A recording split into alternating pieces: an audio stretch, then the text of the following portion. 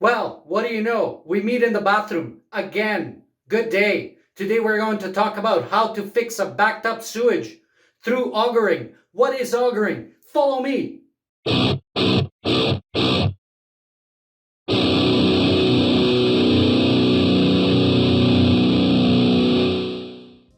So the sewage water backed up, and what does a person do when a plumbing snake isn't long enough? Obviously, you call a plumber. On that note, I salute the kind people at Rocky Mountain Plumbing. Thank you for doing the job. And what they ended up using is this very augering machine. Look at that beaut. First, they removed the toilet seat. Then, they fed the snake through the drain. From what I was told, it went approximately 100 meters through the drain pipes. Wowza! Eventually, the blockage was removed and everything returned back to normal.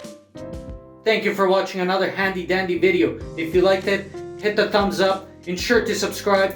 Good day!